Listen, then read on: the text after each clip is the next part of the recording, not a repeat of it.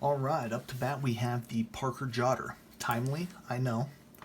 These were first manufactured back in 1954 and production has been consistent since then, which places this pen design at about 68 years old.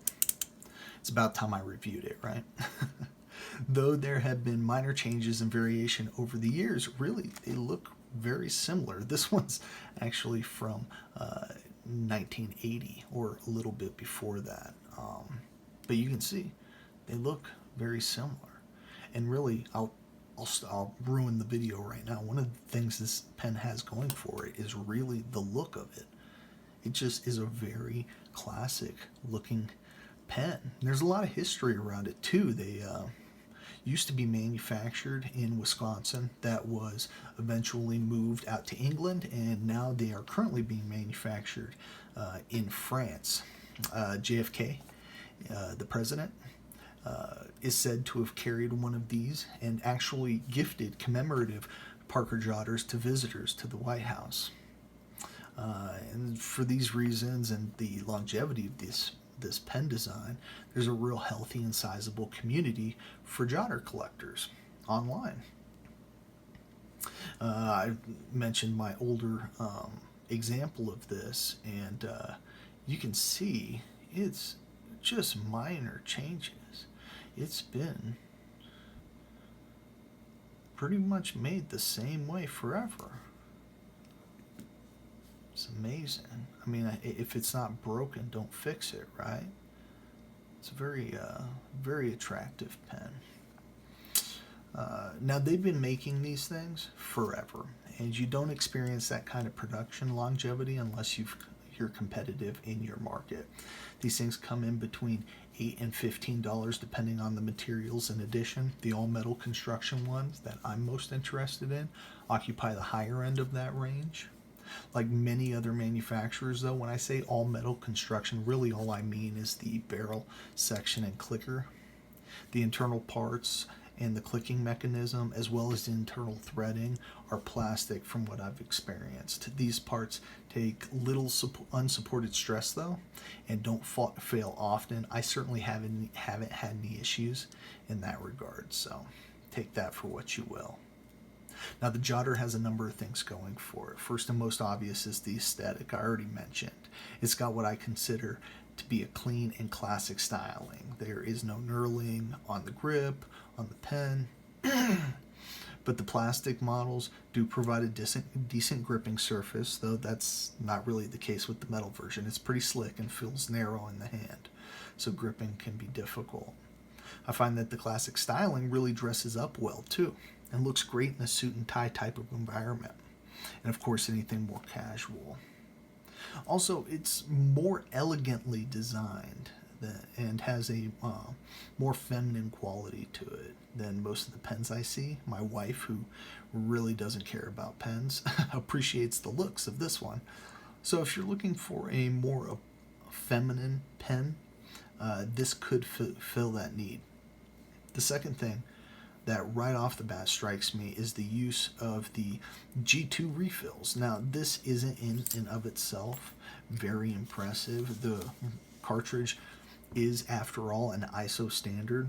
What I find impressive is that this is the pen that shipped with the G2 cartridge, and the success of this pen over the years is a big reason why the G2 has been widely adopted across pen manufacturers. As a result, you can fill this pen with any number of different inks produced by different manufacturers. If you don't like a ballpoint, put a gel or roller ball in it. Aren't satisfied with classic black or blue ink? Not a problem. Google Parker style G2 cartridge and you'll find someone manufacturing something that'll catch your eye. Heck, they even make a fountain pen version of this that only runs a couple bucks more. So there's a huge amount of versatility there. Now, I do have some criticism of the pen, and writability is where this pen falls apart for me. On the plus side, the Quink G2 cartridge writes smooth, lasts a long time, and can be found absolutely anywhere, as well as third-party alternatives. The weight of the pen is nice given the size. Interestingly enough, a lot of that weight actually comes from the cartridge itself, since the internals of the pen are plastic and the externals are very thin and light metal. But really where it falls apart is how it feels in my hand.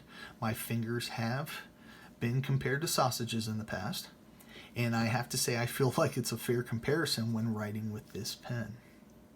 The barrel of the pen slopes inward toward the tip so much, and the material is so smooth that I find that I'm really clamping down on the pen to maintain my writing position and grip. And after a prolonged time writing, that can cause writer's cramp. And I like being able to write pages at a time. I mean, you can see I'm writing pages at a time, so that's a big deal for me. I don't want to be cramping up if I don't need to be. But consider how you're using a pen. I'll be the first one to admit, most people are only writing a few words or numbers at a time, jotting it down in a notebook or taking brief notes during a meeting.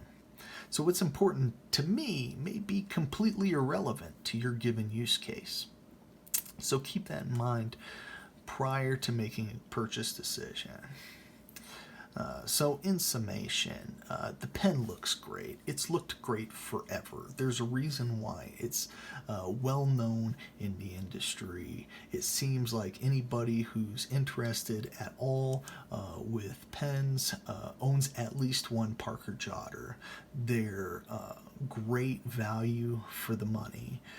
Really the only thing I can nitpick on it is that it does have some plastic parts, which for some people is a bigger deal than others, and the writability. If you're going to be filling up notebooks with writing and going to be writing with a pen in your hand for an hour on after an hour, then this really isn't going to work for you. But then again, people aren't using it typically in that kind of use case. So there you have it.